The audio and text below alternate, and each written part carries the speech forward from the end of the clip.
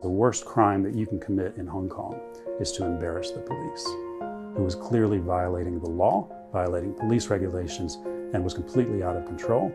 It was just not just about me, but about sort of symbolic of the moral decay of the government and the police.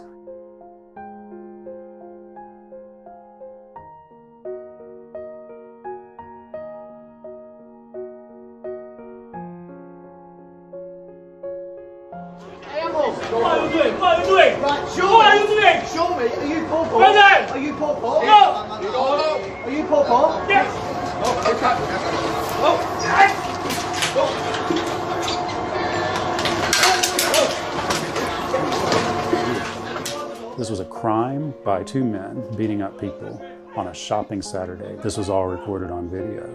This is self-explanatory and really indisputable. There was not a decision made based on rule of law in my case. The first time I saw her there, and she was being kept in a little cell, and she was just so pitiful.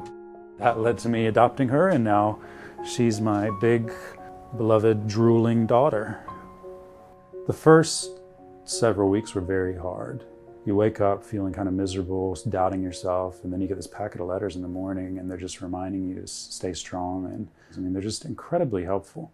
Just tons and tons of letters from welfare and from my friends and my family and from strangers. But what I really realized inside from some of these letters is how much my case touched people personally. I had recognized that people supported me, but it wasn't just for feeling sorry for me, I think. It was really about morality. I don't have any regrets. I did everything I was supposed to do under the law. I did everything that I was supposed to do as a human being.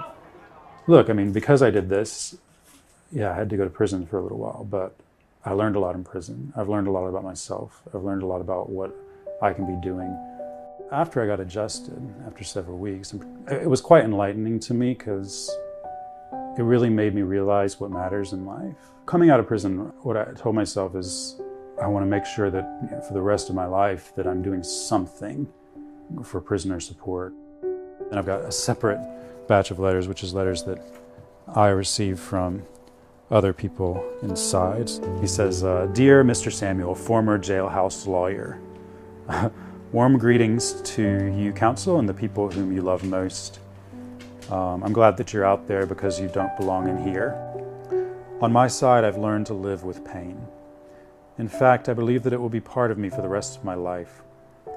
The thoughts and memories of my wife, babies, parents." One of the reasons I'm so intent on bringing the appeal in my case is to test the rule of law in the higher courts, because appeals are expensive, they take a lot of time, they make you very vulnerable.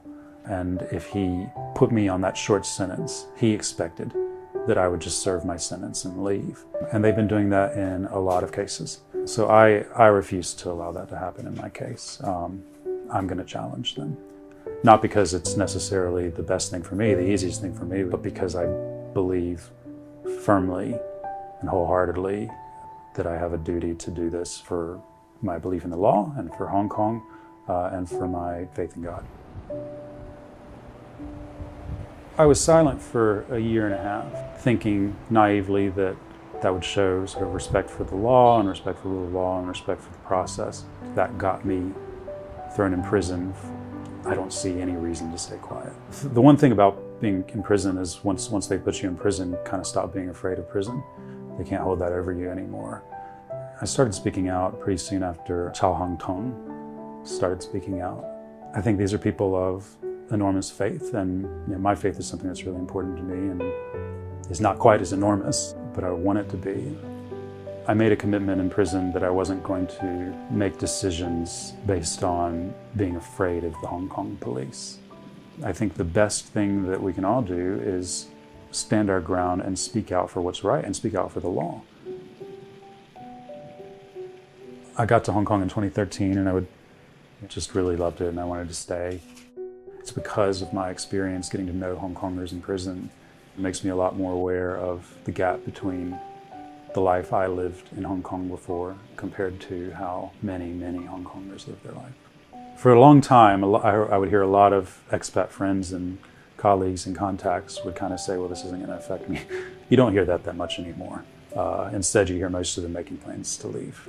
In that sense, I find the whole situation quite disheartening, but I still love Hong Kong. I mean, everybody keeps asking me, are you going to go back to the US? But yeah, Hong Kong is my home.